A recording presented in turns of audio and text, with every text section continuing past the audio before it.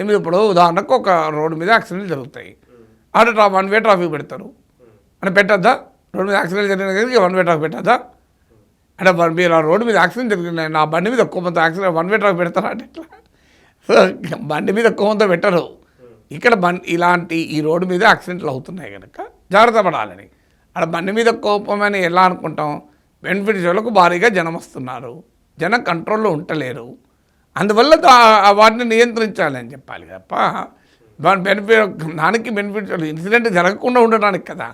Benefits వద్దన్న దేని కొరకు మీరు కాంట్రాక్ట్ అనే స్టేట్మెంట్ చూడండి. దీనికి విపరీతంగా జనం వస్తున్నారు, అన్కంట్రోలబుల్ అవుతుంది, దాని కొరకు కదా. మరి టికెట్లు పెంచుకోండి అంటే మరి టికెట్లు ఎందుకు పెంచుకోవాలి? దేని కొరకు పెంచుకోవాలి టికెట్లు అంటే? మరి ఓకే, ఎవరి బెనిఫిట్ కొరకు పెంచుకోవాలి టికెట్లు అంటే? ప్రేక్షకుల బెనిఫిట్ కొరకు ఎందుకు 100 రూపాయలు తగ్గించండి టికెట్లు ఉన్న 3 నెలల తర్వాత. మీరు మొదటి వారం 2 వారాలు మీరు టికెట్లు పెంచుకొని ఇస్తారు కదా, 3 నెలల తర్వాత టికెట్లు ఎందుకు తగ్గించరు? అప్పుడు ప్రజల బెనిఫిట్ కొరకు ఎందుకు తగ్గించారు చెప్పండి? అంటే బెనిఫిట్స్ ఓన్లీ ప్రొడ్యూసర్లకేనా? మీరు 1 వీక్ 15 రోజులు ఎందుకు టికెట్లు ధరలు బడ్జెట్ భారీ బడ్జెట్ మాకు లాభాలు రావాలి కనుక టికెట్ ధరలు పెంచుకోమంటున్నారు. ఇప్పుడు పుష్ప 2కు 17 డేస్లో 1030 కోట్లు వస్తున్నాయి. 500 కోట్లు పెట్టుబడి పెట్టినారు, పెట్టుబడికి రెట్టింపు వచ్చింది. మరి ఇప్పటి నుంచి ఇక నుంచి 100 సగం రేటుకి ఇవ్వమని చూపెట్టమనండి. ప్రేక్షకుల బెనిఫిట్ ప్రేక్షకులకు ఎందుకు ఉండొద్దు బెనిఫిట్స్? వాళ్ళు ఓన్లీ ప్రొడ్యూసర్లకే ఉండాలా? పోనీ అదేమన్నా సమాజాన్ని మార్చడానికి తీసిన సినిమానా? అదేమన్నా శంకరాభరణమా, జై భీమా?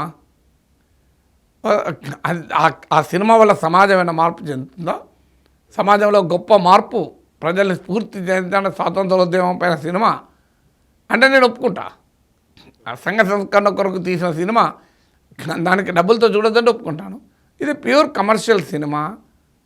కమర్షియల్ సినిమాకు రేట్లు పెంచుకునే అవకాశం ఇచ్చారు. పోనీ ఇచ్చిన తర్వాత మరి కమర్షియల్ సినిమా లాభాలు వచ్చేసినాక రేటు తగ్గాలి కదా, సగం రేటుకి ఇవ్వాలి కదా. మీ ప్రాఫిట్ మీకు వచ్చేసింది కదా, డబుల్ ప్రాఫిట్ వచ్చింది. మరి ప్రేక్షకులకు బెనిఫిట్స్ పెట్టండి సగం రేటుకు, ఎందుకు పెట్టకూడదండి? అంటే ఇక ప్రభుత్వాలు ఉన్నాయి, వ్యాపారాలు ఇష్టం వచ్చినట్టు చేసుకోవడానికి ప్రభుత్వాలు ఉన్నాయి. నాకు నిజంగా అర్థం కాని అంశం అది. సో అందువల్ల మీరు ఎవరు ప్రభుత్వాన్ని అడిగి మీరు 1000 కోట్లు ఖర్చు 500 కోట్లు పెట్టారా సినిమా తీయడానికి? మీకు అల్లు అర్జున్ 300 కోట్లు తీసుకోవడానికి ప్రభుత్వం అనుమతి తీసుకున్నాడా? మీరు మీరు 300 కోట్లు పాటు తీసుకొని సినిమా బడ్జెట్ పెంచుకొని దాని భారాన్ని మళ్ళీ ప్రేక్షకుల మీద వేస్తా అంటే ఎట్లా లాజిక్ అవుతుంది? లాజిక్ ఉండాలి కదా. లేదు, మా సినిమా టికెట్లు మా ఇష్టం, మా డిమాండ్ అండ్ సప్లై మార్కెట్కి వదిలేయండి, అసలు ప్రభుత్వమే టికెట్ ధరలు పెంచొద్దు టికెట్ ధరలు నియంత్రించద్దు అంటే అదొక విధానం, నేను ఒప్పుకుంటాను.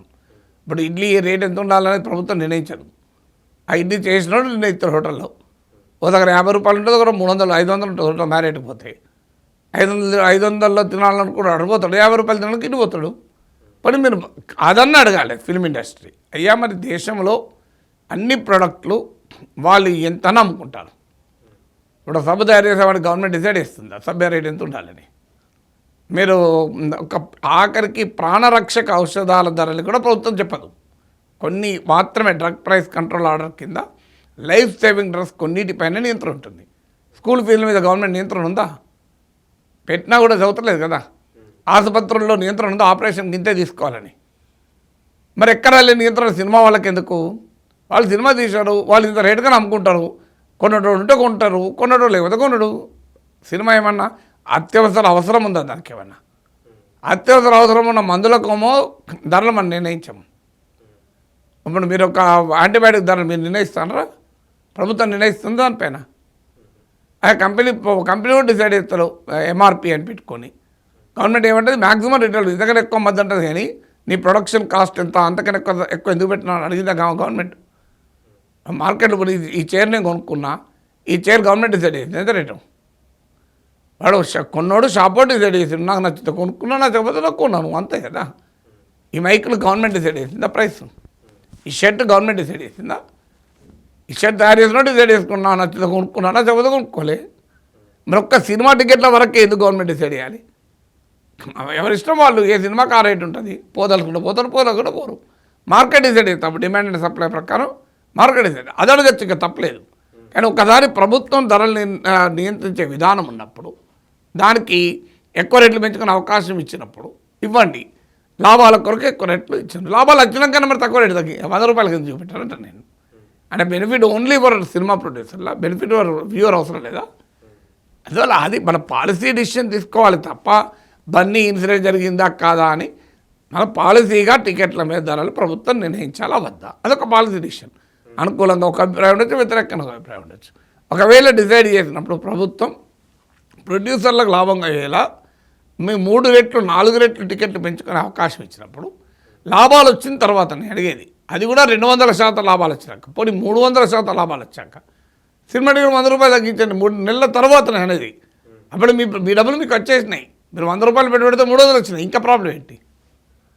మరి అప్పుడు 100 రూపాయలు తగ్గించి పెట్టండి, ప్రేక్షకులకు బెనిఫిషియల్ పెట్టండి, మేము 100 రూపాయలుగా పెడతాం, మీరు ఎవరైనా చూడండి అని. దేశంలో లాజిక్ అది దేనిపైనైనా.